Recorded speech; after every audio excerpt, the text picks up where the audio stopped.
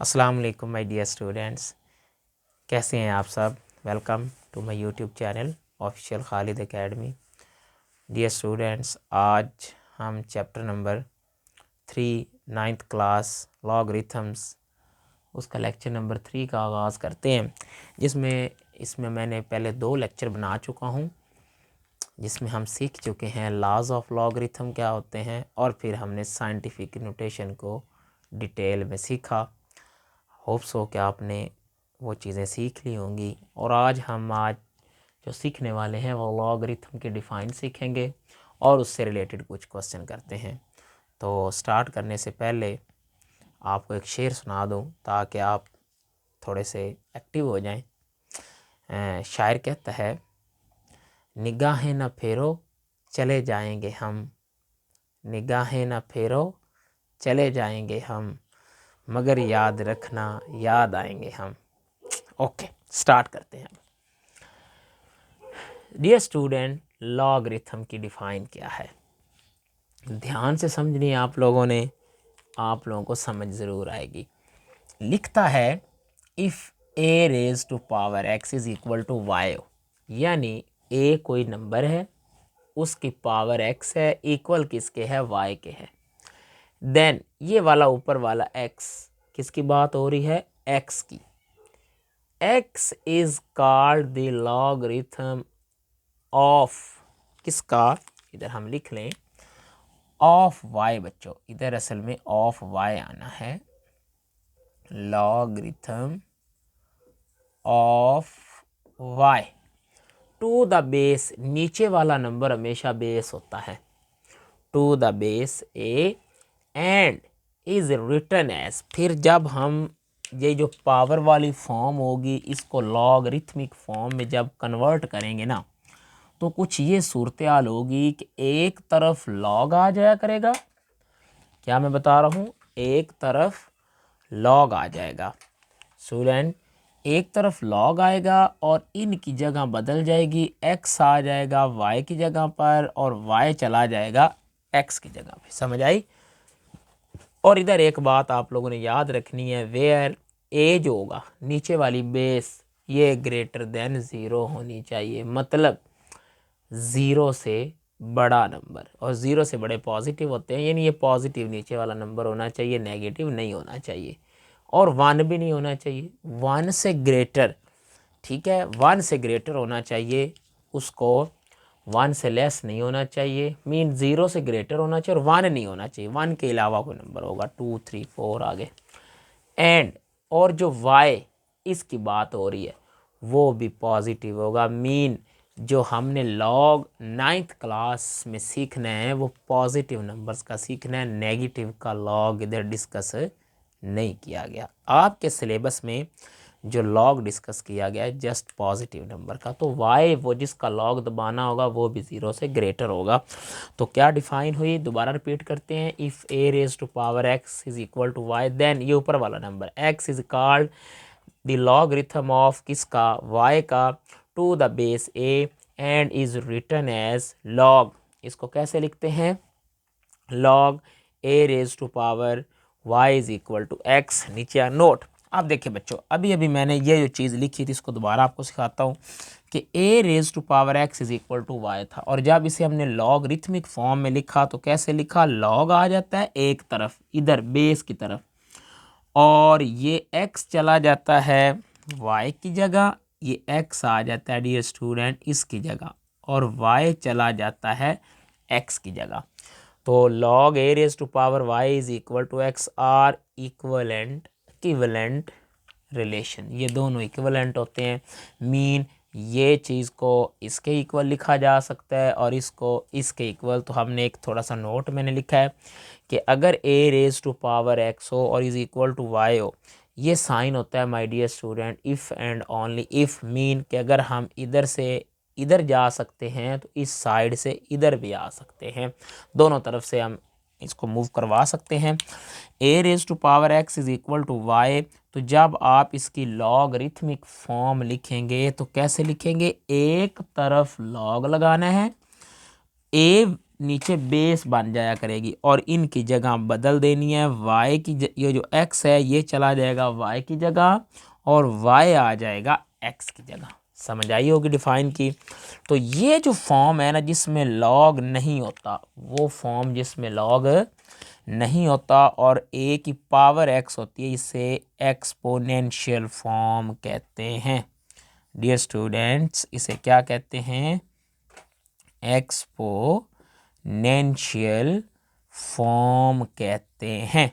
और जिसमें log involve हो जाए, जिस तरह ये देखें स्टूडेंट, इसमें लॉग आ चुका है, तो ये होती है लॉगरिथमिक फॉर्म। कौन सी? Logarithmic form. ओके। जिसमें लॉग नहीं होता है, बेस के ऊपर कोई नंबर होता है और साइड पे कोई नंबर होता है, वो क्या होती है स्टूडेंट्स? वो एक्सपोनेंशियल फॉर्म होती है। और जिसमें लॉग शामिल हो जाए, एक तरफ लॉग आ जाए, तो वो कौन सी फॉर्म बन जाती है? Exponential form, sorry logarithmic form बन जाती है। इसी तरह स्टूडेंट्स एक होता है कॉमन लॉगरिथम और एक होता है नेचुरल लॉगरिथम। आपको याद होगा फर्स्ट लेक्चर मैंने बताया था आप लोगों को कि जो कॉमन लॉगरिथम जिसकी बेस 10 होती है और इसे ब्रिग्स लॉगरिथम भी कहते हैं। क्यों? क्योंकि इसका कॉन्सेप्ट दिया था प्रोफेसर हेनरी ब्रिग्स ने।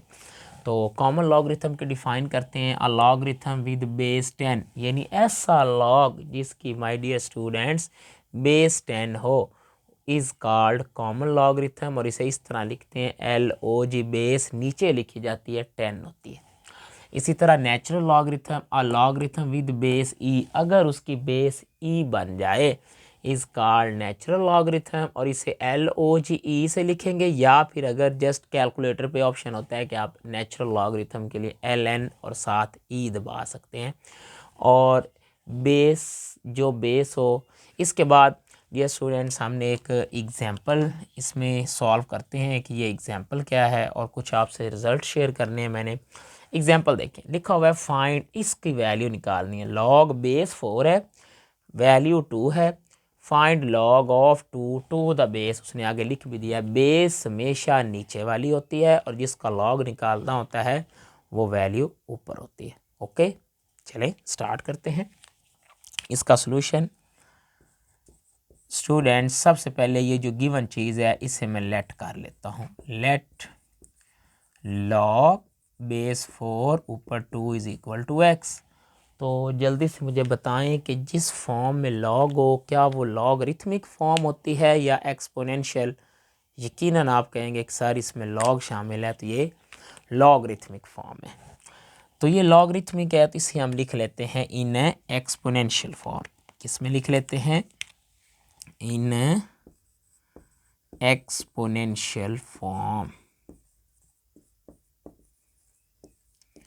जब आप इसे एक्सपोनेंशियल फॉर्म में लिखेंगे तो इधर आए वापस, एक्सपोनेंशियल फॉर्म में लॉग नहीं होता।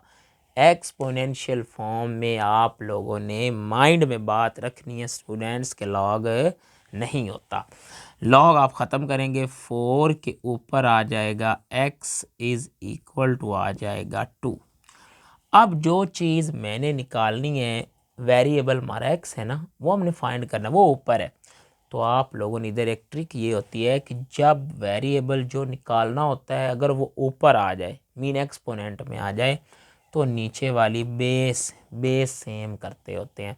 अगर इधर बेस 2 है और इसकी पावर कुछ भी नहीं तो 1 है, तो मुझे फिर इधर भी 2 ही बनाना होगा ताकि बेस के बराबर हो जाए, तो फिर एक्सपोनेंट भी इक्वल होते हैं। 4 को तो मैं यूँ लिख सकता हूँ 2 की पावर 2 और ऊपर वाला x as it is equal to 2 की पावर 1। ये लिख सकते हैं 2 की power 2x is equal to 2 की पावर 1। स्टूडेंट्स अगर आप ध्यान दें तो देखें नीचे मैंने बेस को सेम कर लिया है। अगर बेस सेम है तो एक्सपोनेंट भी, दिस इम्प्लाइज दैट, तो फिर हम लिख सकते हैं 2x इज़ इक्वल टू 1। तो इधर से x की वैल्यू क्या आ गई? 1/2। और अगर आप गौर करें तो मैंने x क्या लेट किया हुआ था, ये देखें स्टूडेंट्स, log 4 बेस थी, ऊपर 2 है और इसकी वैल्यू क्या निकली? 1/2। होप्स कि आपको एग्जाम्पल की समझ आई होगी। इसी तरह स्टूडेंट्स अगर आप देखें तो हम अक्सर ये पता है कि आपको कुछ दो रिज़ल्ट्स बताने हैं। ये एमसीक्यूज़ भी आपके हैं, जब आप एक्सरसाइज करते हैं तो वहाँ पे एक्सरसाइज भी ये एमसीक्यूज़ मौजूद हैं।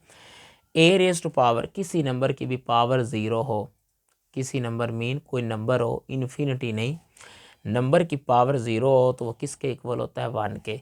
तो ये फॉर्म बताएं एक्सपोनेंशियल है कि लॉगरिथमिक है। यकीनन आप कहेंगे कि सर ये एक्सपोनेंशियल फॉर्म है।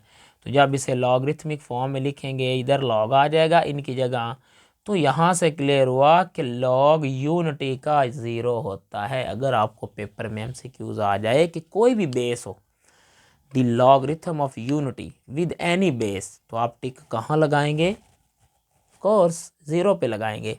इसी तरह हमें पता है हर नंबर अपने आप के इक्वल होता है और इसकी पावर कुछ भी नहीं तो 1 है। जब इसे लॉगरिथमिक फॉर्म में लिखेंगे तो 1 इधर आ जाएगा, ए इधर चला जाएगा। तो देखें जो बेस है वही नंबर है, तो आंसर क्या आ रहा है, 1। यहाँ से भी हमने सीखा कि अगर आपको एमसीक्यूज आ जाए log of any number with same base, यानी बेस भी वही हो और आप लॉग भी उसी नंबर का निकालेंगे, तो वो 1 के इक्वल होता है। और यूनिटी का लॉग, यस, वो 0 होता है। अब हम एक्सरसाइज के कुछ क्वेश्चन परफॉर्म करते हैं। एक्सरसाइज के क्वेश्चन करते हैं, ठीक है। अच्छा स्टूडेंट्स, इसी तरह अब हमने डिफाइन सीखी। अब हम 3.2 का क्वेश्चन नंबर 1 सीखते हैं, जिसमें आपको इसकी स्टेटमेंट कुछ यूँ मिलेगी, find common logarithm of the following numbers. हमें 4 पार्ट दिए गए हैं। पहला पार्ट है my dear student 232.92, 29.326। Third part है 0.00032 है और 4 पॉइंट है 0.3206 है। अब हमने इनका लॉगरिथम निकालना है। डियर स्टूडेंट्स, इसका लॉगरिथम आप कैलकुलेटर से भी कैलकुलेट कर सकते हैं। बुक के अंदर एंड पे इसके पेजेस दिए गए लॉगरिथम के, वहाँ से भी हम इसकी हेल्प ले सकते हैं और कैलकुलेट इसे कर सकते हैं लॉगरिथम टेबल से, लेकिन वो ज़्यादातर डिफ़िकल्ट हो जाता है, हम कैलकुलेटर का यूज़ करेंगे। तो सबसे पहले मैं जो आपको सिखाऊं, ध्यान देना है। जब भी किसी का हम लॉग निकालते होते हैं तो सबसे पहले वो 2 हिस्सों में बट जाता होता है। एक होता है हिस्सा उसका करैक्टरिस्टिक प्लस क्या होता है, मेंटिसा। अब आप कहेंगे सर करैक्टरिस्टिक क्या होता है और मेंटिसा क्या होता है। स्टूडेंट्स याद रखिएगा, जब भी लॉग लेना हो किसी नंबर का, अभी लॉग लिया ना हो, लेने वाला हो, जैसे ये देखिए ये नंबर था, कौन सा नंबर था स्टूडेंट्स, ध्यान दें, 232.92। इसका करैक्टरिस्टिक आप लोगों ने कैसे फाइंड करना है। इस नंबर को आप आसान सा तरीका बताता हूँ, साइंटिफिक यानी कि स्टैंडर्ड फॉर्म में लिखें। पॉइंट को यहाँ हमने साइंटिफिक नोटेशन में तो लिखना सीख लिया था फर्स्ट लेक्चर में। जिन बच्चों को नहीं पता वो मेरा पहला लेक्चर दूसरा ज़रूर देखें।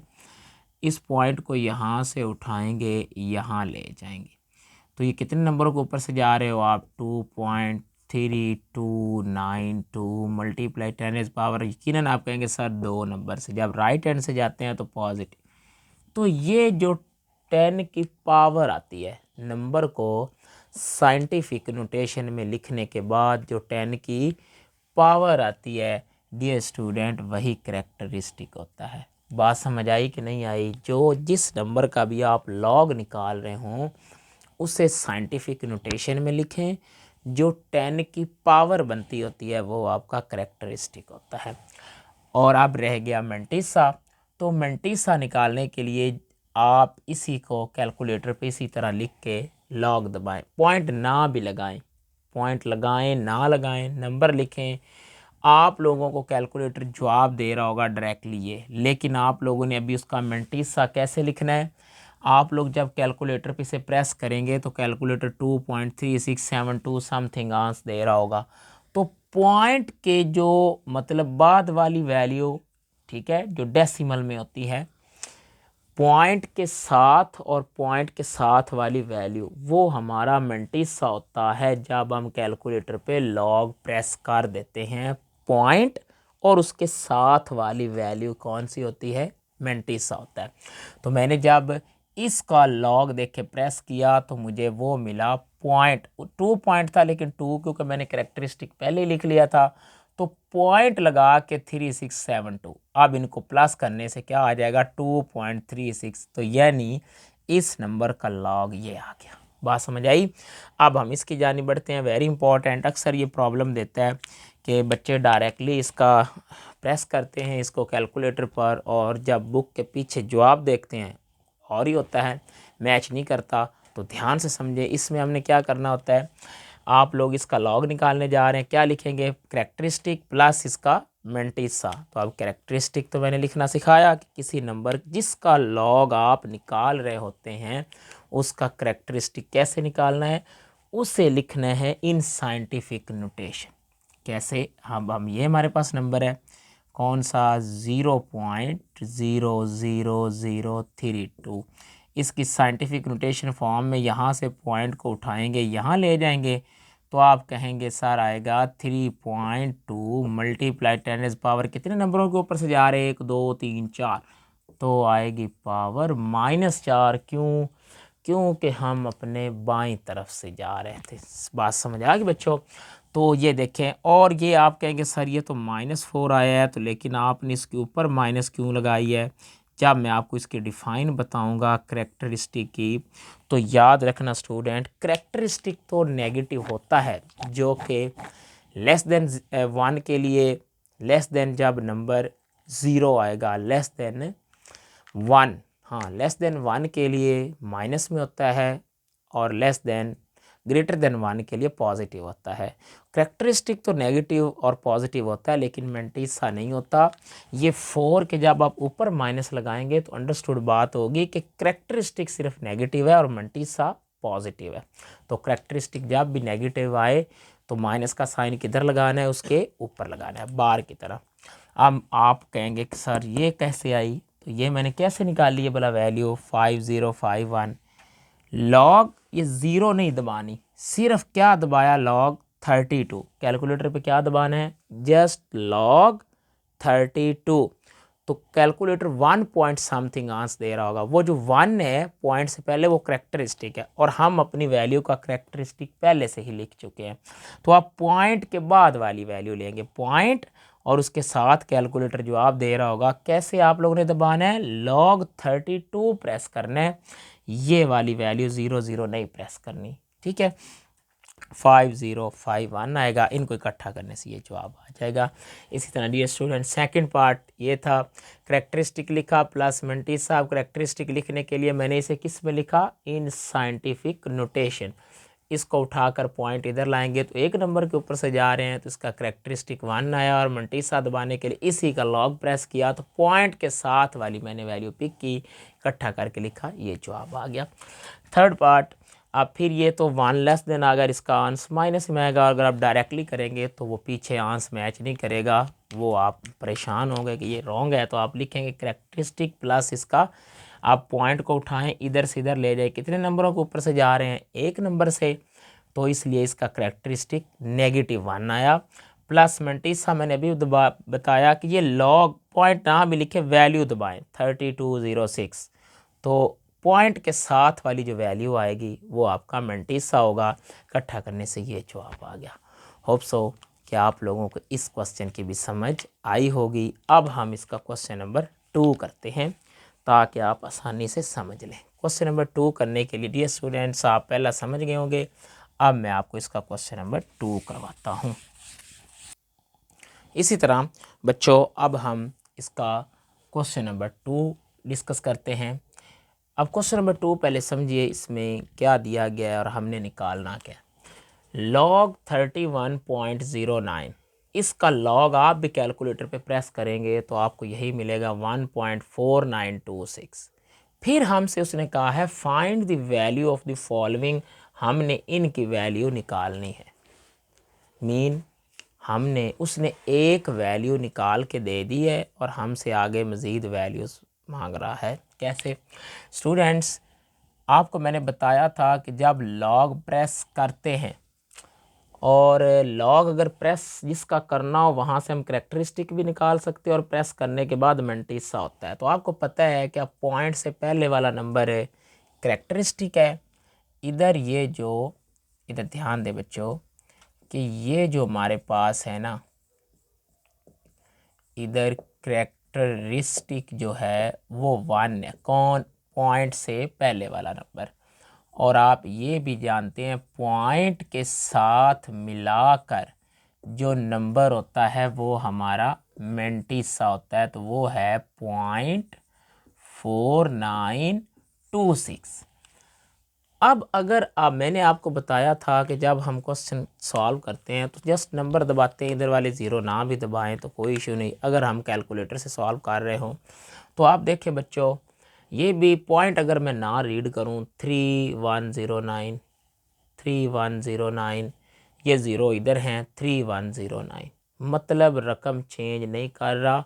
क्या चेंज हो रहा है? पॉइंट आगे पीछे हो रहा है। अगर पॉइंट आगे पीछे हो रहा है और वैल्यू नंबर वही है, तो फिर यहाँ से एक माइंड में बात आ जाए कि करेक्टरिस्टिक चेंज होगा, मेंटिसा वही रहेगा। पॉइंट के आगे पीछे मूव करने से कौन बदलता है?